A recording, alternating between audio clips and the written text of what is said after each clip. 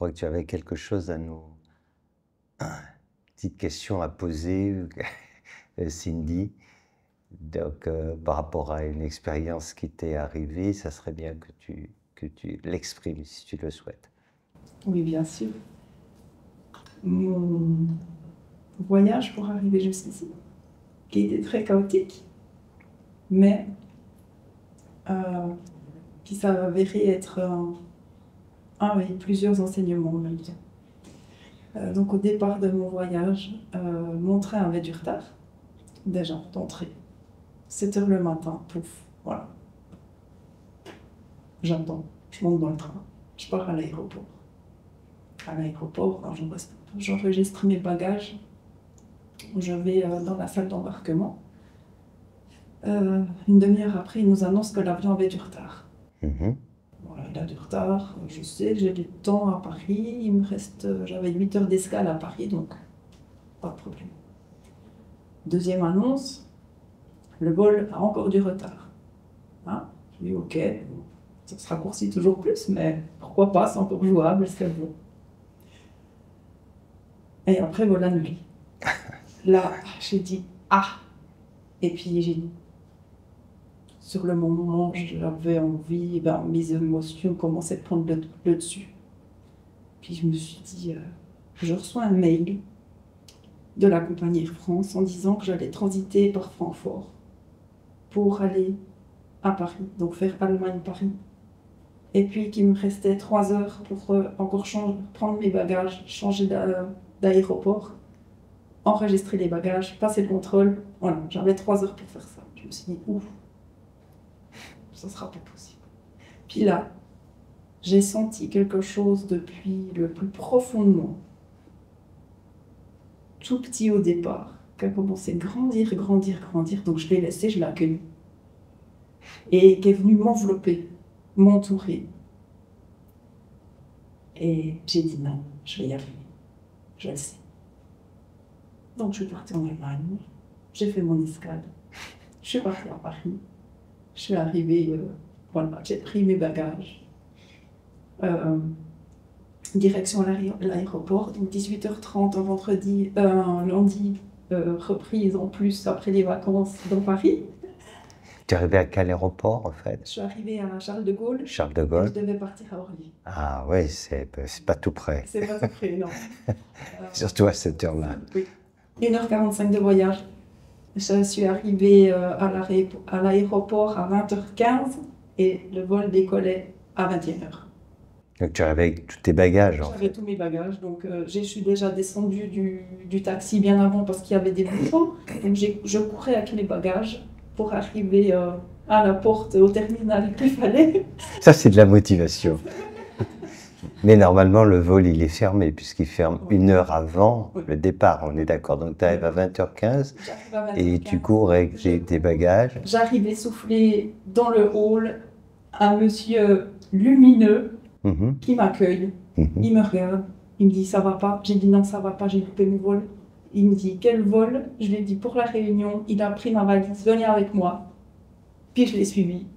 Et puis je suis prendre l'avion. Alors comment il a pris ta valise, il est allé au comptoir, il a fait au comptoir et c'est lui qui l'a enregistré, j'ai rien fait. D'accord. Il m'a dit donnez-moi votre passeport, voilà, il s'est occupé. Alors que le vol est fermé de toute façon, puisqu'il ferme 1 heure avant sur un vol international. D'accord. Puis après une autre personne m'a pris en charge pour m'amener au contrôle de police, aux douanes. Et ils m'ont passé la valise, ils m'ont passé moi, 5 minutes, c'était fait. Et puis je suis arrivée d'embarquement et j'ai embarqué avec les autres passagers. Et quand tu arrives en salle d'embarquement, comment tu étais? Comment ça s'est passé? Que tu as réalisé? Est-ce que tu as réalisé ce qui venait de se passer? Pas du tout. Non. Moi, j'ai vu que je pouvais encore rentrer dans l'avion et que j'y étais arrivée et que j'ai eu bien fait de croire en ce qui m'a enveloppée en fait. Et quand on m'a dit tu y arriveras, eh ben, j'y suis arrivée. Puis moi c'était ça. Maintenant je vais m'asseoir. Puis je souffle. Mais ça c'est un bel exemple de foi ça. Hein? Parce que dans tout le chemin que tu as fait, tous les obstacles, l'avion retardé, encore retardé, annulé, ensuite 1h03, d'après ce que j'ai compris, des embouteillages, Oui. et puis quand tu arrives, le vol est fermé de toute façon. Oui. Donc quand le vol est fermé, c'est très rare qu'on puisse Oui, faire quelque oui. chose, normalement. Et pour autant, tu vas jusqu'au bout, cette motivation, et faisant ainsi, tu es aidé. Voilà. Et puis, la petite phrase dans la tête que vous avez souvent dit, quand on se déplace pour voir le maître, l'obscur va nous mettre des bâtons dans les roues. J'ai dit, vous mourrez pas. Non. C'est un parcours d'obstacles. Tu vois ce que ça veut dire? Je crois que tu as compris ce que ça veut dire, un parcours d'obstacles. Parce que là, tu en as eu quelques-uns, et je connais beaucoup de personnes auraient déjà raccroché, auraient laissé tomber parce qu'on aurait fait des calculs simples, c'est pas possible, et puis quand on arrive, le vol est fermé, etc. Sauf que pour toi, dans ton esprit, ce qui n'était pas possible, c'était de ne pas y aller. C'est ça. C'est ça. Et donc à partir de là, voilà. Et ça, c'est vraiment, il faut cette foi. Et quand on a cette foi, il se passe ces choses extraordinaires, c'est-à-dire cette aide spirituelle. Une aide particulière qui fait que, au fond, personne ne comprend ce qui s'est passé, même la personne, pourquoi elle l'a fait, comment. Parce que c'est compliqué, normalement, un vol, quand il est fermé, tu ne dis pas, allez, on va le rouvrir comme ça. Il y a vraiment des choses qui se sont produites et qui font que personne ne comprend pourquoi ça se passe ainsi, mais ça se passe. Et comme ça, tu t'es retrouvé dans l'avion finalement. Avant, tu as franchi quelques cascades. avant que ça se passe ainsi. Mais je pense qu'après, dans l'avion, tu as dû Mais même pas. décompresser un peu quand même. Décompresser 2 jours après. Oui, parce que dans l'avion, tu te demandes encore, c'est jamais. Est-ce que ça s'arrête là? En fait, j'ai eu de la... J'ai pas réalisé tout de suite ce qui m'était arrivé. C'est après, en atterrissant vraiment, où je me suis dit, waouh! Ouais. Ah, quand même. J'y arrivé. Mais j'ai été transportée. C'était... Et puis dans le taxi, j'étais calme. Et puis je discutais avec le monsieur, on discutait de son pays, de sa famille. Puis il y avait les embouteillages, mais... En fait, et il y a beaucoup d'enseignements dans tout ça. Il y a évidemment la foi, c'est le socle. Et en même temps, quand on rencontre autant d'obstacles, on peut se poser la question. Beaucoup de gens vont se dire, finalement, est-ce que c'est pas des signes pour me dire qu'il faut pas y aller? Ça, c'est vraiment très important. C'est pour ça que je travaille autant et je demande aux gens de travailler ce discernement. Le discernement est important. Parce que là-dessus, c'est subtil. Est-ce que ce sont des signes pour me dire qu'il ne faut pas y aller, ou alors est-ce que ce sont des obstacles que je dois surmonter? C'est pas quelque chose de simple. Alors, c'est pour ça qu'il faut être très à l'écoute de ces messages qu'on a reçus. Et là, ça te ramène à ce que tu as ressenti, le fait de devoir partir, tout ce qui t'a amené à faire cette démarche, etc. Et il y a un moment, si on se remémore cela, c'est ce que tu as dû faire, tu as dû sentir que non, ce voyage, tu dois le faire, c'est quelque chose, tu es appelé pour cela, etc. Et ce que tu as compris, et qui était très clair, c'est que oui, mais tu vas rencontrer des obstacles. Et ça fait partie du voyage, c'est le voyage. C'est l'enseignement qui commence. L'enseignement, il ne commence pas au moment où on va rencontrer le maître, il commence bien avant. Et je crois qu'intuitivement, tu l'as comprise, et c'est ce qui s'est passé. Et c'est ce qui fait qu'à ce moment-là, tu as compris que c'était des obstacles que tu devais surmonter, et non pas des signes qui te disaient « n'y va pas ». Alors tout ça, c'est vraiment important. Hein, je pense que tout le monde l'entend bien, les personnes qui l'écoutent, le regardent, ce discernement, parce que c'est pas si évident, et les gens peuvent confondre facilement cela en se disant « mais peut-être qu'il faut pas y aller avec tout ce qui se passe ». Alors qu'en réalité, si, il faut y aller. Et on comprend que le message, ça veut dire que pour parvenir, ben oui, tu rencontreras des obstacles, de vrais obstacles, et à un moment donné, quand tu se rapproches de quelque chose d'important, qu'est-ce qui va se produire?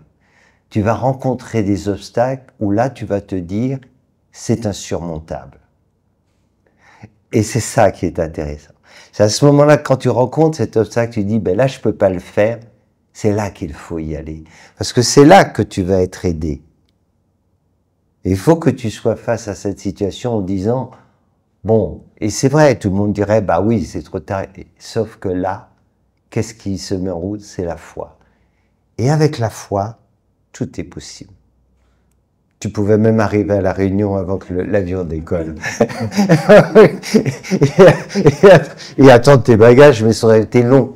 11 heures, donc valait mieux prendre l'avion. Et voilà. La foi déplace des montagnes, n'est-ce pas? Voilà.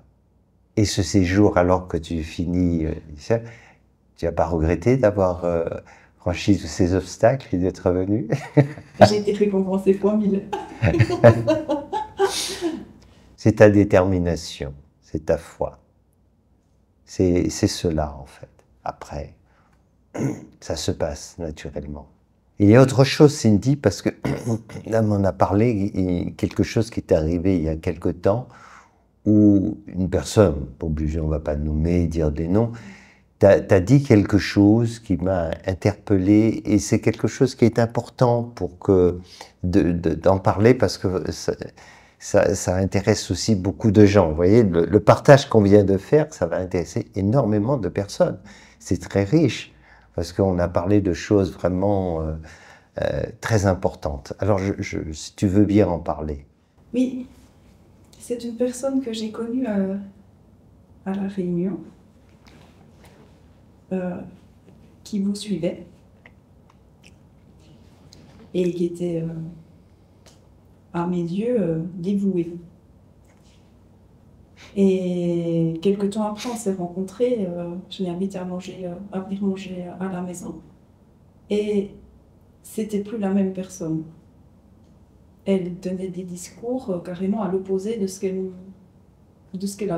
j'avais vécu avec elle. Mm-hmm. Et des paroles qui m'ont blessée, parce qu'elle m'a parlé que de toute façon, j'arriverai jamais à l'éveil, parce que je suis une mère de famille et que je suis attachée à mes enfants. Donc, tout pendant que je suis attachée à mes enfants, je ne peux pas vivre l'éveil. Petite question, est-ce qu'elle avait des enfants, cette personne? Non. Mm-hmm. J'avais comme l'impression. D'accord.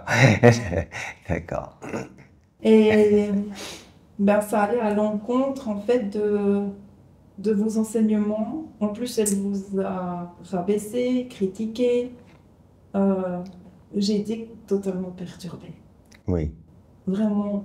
Alors, pas dans ce que je ressentais en moi pour vous, mais par rapport à elle, à ses paroles, je me dis, mais qu'est-ce qui lui est arrivé? Je ne comprenais pas.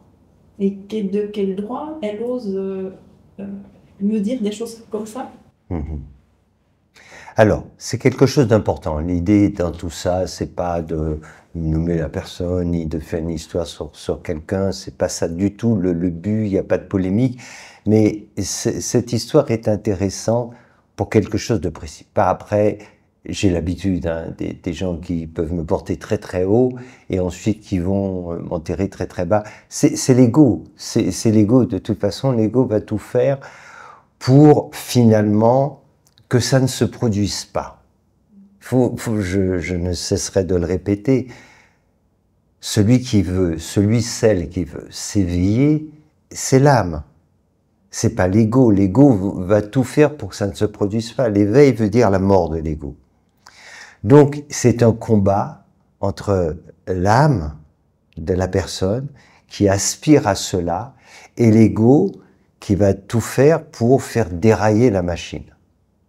Donc, il y a un moment donné, notre âme nous pousse tellement fort que On arrive, on approche du maître et l'ego va chercher le truc, comment on va embrouiller tout ça, comment on va faire dérailler le train, etc. Donc c'est un grand, grand, grand classique.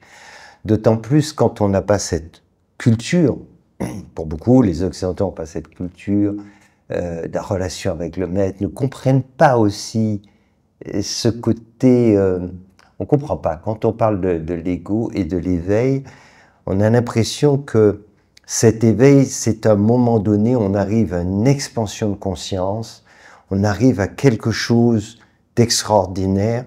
On ne comprend pas que c'est pas de ça qu'il s'agit. Sur ce chemin, progressivement, on peut comprendre de plus en plus de choses. On peut recevoir cette lumière de la conscience, et là, c'est quelque chose de formidable. On peut vivre ce qu'on appelle une expansion de conscience. Ok, mais le personnage est toujours là. L'éveil ne peut se produire que quand il disparaît. Voilà, faut sortir du rêve. Quand on sort du rêve, on n'est plus le personnage de notre rêve. C'est cela, en fait. Et ça, l'ego va tout faire pour que ça ne se produise pas. Et c'est pour ça que beaucoup de personnes arrivées, qui ont évolué sur ce chemin, à un moment donné, vivent quelque chose ou s'inventent quelque chose dans la tête en pensant que ça y est, je suis parvenu. Ça, c'est juste un aspect des choses. Par contre, il y a quelque chose d'autre que tu as dit qui est vraiment, or c'est l'occasion d'en parler, de dire parce que tu serais mère de famille, tu ne pourrais pas parvenir à l'éveil. Ce genre de choses, on ne le dit jamais pour les hommes. Les hommes peuvent avoir le nombre de femmes qu'ils veulent, ils peuvent avoir eu un harem, ils peuvent avoir ça, mais on comprend tout à fait, c'est tout à fait normal qu'ils puissent parvenir à l'éveil, qu'ils sont parvenus à devenir des gens très sages, etc. Mais pour une femme, il ne faudrait pas que ça se produise. D'ailleurs, même pour devenir une sainte, il faudrait pour éventuellement avoir des enfants, mais rester vierge. C'est pas de cela qu'il s'agit. C'est d'ailleurs ce qu'on nous dit, hein, la Sainte Vierge. Voilà. Comme si que la sainteté est en rapport avec la virginité. Alors, outre l'aspect, je ne vais pas insister là-dessus, qui est détestable, qui est méchant, qui est ceci, mais cette ignorance, c'est très dangereux parce que dit comme ça, on peut effectivement, ça peut avoir un impact auprès de personnes. C'est pour ça que je voudrais dire à toutes celles et ceux qui regardent que c'est faux, que c'est totalement faux en réalité, que ça n'a strictement rien à voir. L'éveil c'est un processus d'abord. On a été un homme, on a été une femme, on a été tout cela, on a été des voleurs, on a été des menteurs, on a été tout cela. On peut être un bandit notoire, on peut être un coureur de jupons, on peut être une prostituée, et même dans cette vie-là, même si on s'est prostitué 20 ans ou 30 ans, on peut parvenir à l'éveil de sa conscience. Voilà. Et même si on a eu 15 enfants par ailleurs. Mais c'est ça en réalité. Donc, visiblement, c'est quelqu'un qui ne sait pas ce que c'est que l'éveil. L'éveil, c'est cette désidentification totale avec ce personnage. Il y a des histoires de personnes célèbres, de brigands, de criminels, des vraies histoires, qui sont parvenus à l'éveil, pas notre incarnation, dans cette incarnation, par une prise de conscience totale, et sont parvenus à se libérer de ce personnage, totalement. C'est ça en fait. Donc on peut être un homme, une femme, on peut être entre les deux ou les deux à la fois, et on peut être ce que l'on veut. En réalité, ce qui est important, c'est qu'à un moment donné, on a tous, de toute façon, ce devenir, mais il n'y a pas de règle là-dessus. Ça peut être le dernier jour de notre vie, on peut avoir fait toutes sortes de choses. L'éveil, c'est cela. Si à un moment donné, on a cette lucidité et qu'on fait tout ce qu'il faut pour cela, pour lâcher totalement, se défaire de cette illusion, de ce personnage factice, de tout ça, mais le faire vraiment, pas intellectuellement seulement, alors on peut vivre cet éveil. Et c'est arrivé X fois, bien sûr. Combien de mères de famille, des enfants sont parvenus à l'éveil? Il y en a eu beaucoup, bien entendu. Mais on parle plus des hommes. Mais évidemment, comme je disais, personne ne se poserait même la question de savoir un homme qui aurait eu des femmes, qu'on aurait beaucoup, est-ce qu'il pourrait parvenir à l'éveil? On ne poserait pas la question. Tout ça, c'est de l'ignorance, d'une part, mais j'en profite pour faire passer quand même un message. Soyez prudents, prudents et prudentes. Il faut faire attention à ce qui est dit. Personne qui nous dise des choses comme ça. Et on peut ressentir l'intention. C'est pas une intention bienveillante quand on dit ce genre de choses. Et puis, si quelqu'un dit une chose pareille, qui nous dit cela? Quelle est la personne qui peut dire cette chose? Parce qu'il n'y a que quelqu'un d'éveillé qui peut dire ce genre de choses. Est-ce que cette personne est une personne qui est éveillée? Et qu'est-ce qu'elle peut dire? C'est ça qu'il faut comprendre. Comment peut-on parler d'une chose pareille en étant soi-même, on est soi-même aveugle. Tu es aveugle et tu es en train de parler de la lumière. J'ai pas dit t'es borgne, t'es totalement aveugle. Et t'es plus aveugle que la personne qui est en face de toi et tu veux lui expliquer cela. Alors, il y a une qualité qu'il faut développer, et c'est la première, on en parlait récemment avec tous nos amis, c'est l'humilité. Voilà, l'humilité. Et sa visée de donner des conseils, et sa visée de dire des choses, personnes qui nous ont rien demandé, de les laisser tranquilles. Alors, je profite pour cela, faites attention, il faut être prudent.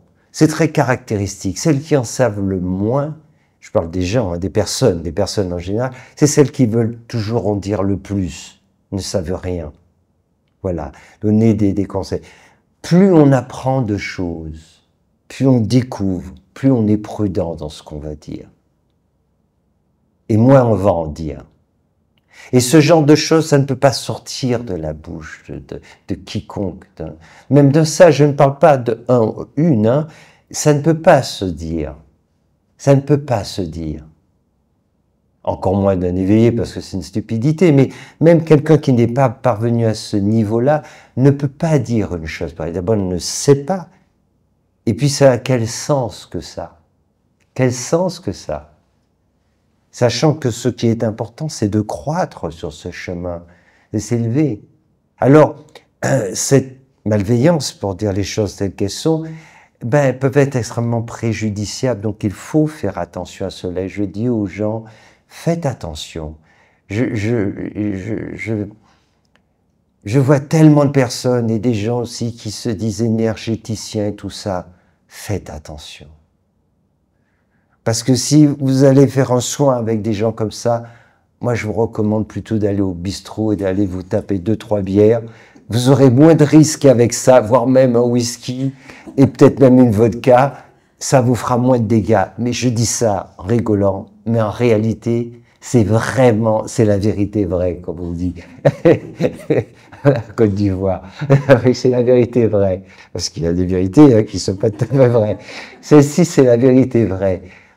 Parce que l'énergie, il faut faire très attention à cela, on transmet cette énergie. Mais si vous allez voir quelqu'un qui est vraiment pas dans cette énergie, dans cette attitude de bienveillance, de ceci, et vous vous mettez en état de réceptivité, vous lui ouvrez la porte, alors il va vous transmettre énergie et ça peut faire des dégâts terribles.